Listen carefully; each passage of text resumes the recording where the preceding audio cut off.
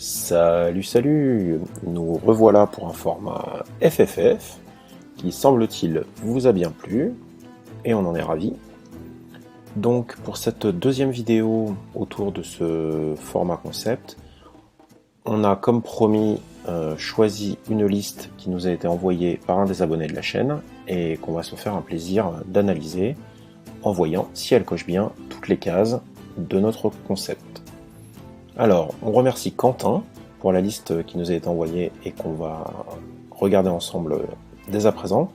C'est une liste Dragon Ogre, donc une liste KO sous allégeance homme-bête, qui est assez concept et qu'on a vraiment aimé parce qu'elle s'organise pratiquement autour que de Dragon Ogre, organisée dans un bataillon et qui du coup va être assez impressionnant sur la table.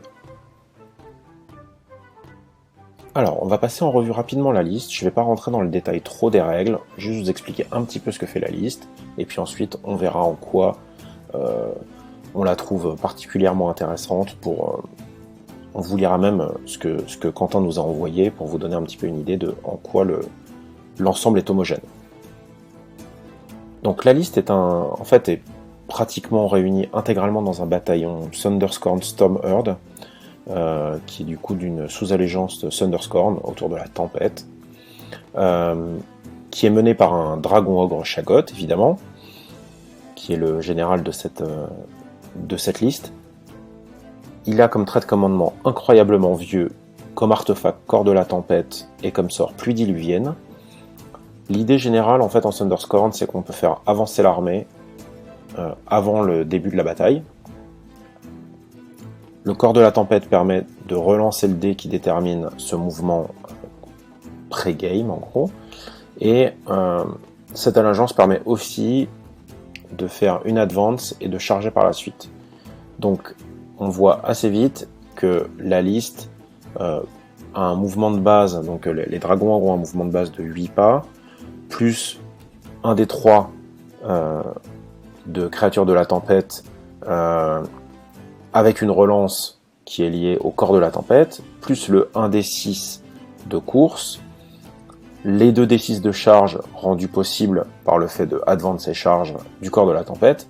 On est sur une moyenne de 20,5 pouces dès le tour 1, ce qui permet d'alpha strike le vilain en face dans les gencives, et qui peut très vite surprendre quand toute la liste avance pratiquement de la moitié de la table dès le début de la partie, quoi. Autour de ça, l'idée des dragons ogres, c'est qu'ils sont quand même assez résistants. Ils ont une save à 4+, 5 points de vie. La liste ne fait pas extrêmement dans la dentelle. On est sur 3 unités, le Shaggoth, et 2 Beastlords qui sont un peu autour. Alors, ils sont pas là pour faire la décoration non plus, car, comme Quentin nous le dit, il peut les infiltrer et les faire débarquer directement derrière les lignes adverses par le sentier des bêtes, ce qui permet d'aller chercher des petits héros totems ou des unités de tir, et ce qui rentre finalement assez bien dans le concept de la liste. Donc voilà, c'est une grosse liste d'Alpha Strike avec des gros bébés qui cavalent pratiquement jusqu'aux lignes adverses dès le tour 1. Ça nous fait rire, on trouve ça fun, donc déjà cette case est cochée. Maintenant, en ce qui concerne le fluff, Quentin nous a envoyé un petit texte que je vais lire, que je trouve totalement cohérent et totalement dans l'esprit de cette liste et de son univers. Donc, le Shaggoth Krakak le Jeune a été le dernier dragon ogre à être chassé d'Azir par Sigmar. Et il a juré d'être le premier à y retourner. Pour ce faire, il a réuni sa descendance ainsi que 2 seigneurs des bêtes qu'il a soumis à son autorité. Donc on le voit, cette liste est autour de ce Krakak. Ce qui est assez amusant, c'est que Quentin a joué cette liste à de nombreuses reprises, et que, notamment contre les Stormcast qu'il a beaucoup affronté, il n'a perdu, nous dit-il, que 2 fois. Certainement un coup de malchance. Donc pour le fluff, encore une fois, on est ravi de ce petit texte qui vient un petit peu colorer et donner une espèce de véracité et de cohésion et de cohérence au rassemblement de tous ces dragons ogres dans la même liste. Et enfin pour finir, les photos de ces figurines qu'on va se faire un plaisir de vous partager. Le Chagot est, il est vrai, une très belle figurine, super classe, nous dit-il.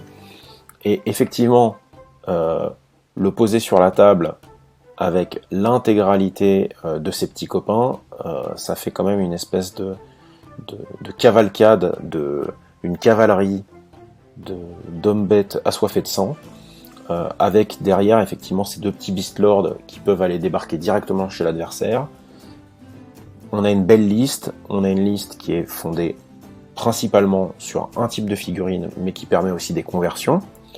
Le Dragon Ogre est un kit qui est quand même assez modulable. On peut notamment aller chercher dans les figurines, je le dis au hasard, mais des ogres, puisque effectivement ils partagent quelques composantes communes. Donc il y a quand même moyen d'aller mixer, d'aller chercher un petit peu à gauche à droite. On peut tenter la liste en faisant une liste de dragons ogres qui ont autour d'un univers un peu japonisant. Enfin bon, bref. Donc voilà, ce format qu'on fait un peu plus court cette fois-ci, mais qu'on espère pouvoir reproduire de nombreuses fois. Donc continuez à nous envoyer vos listes.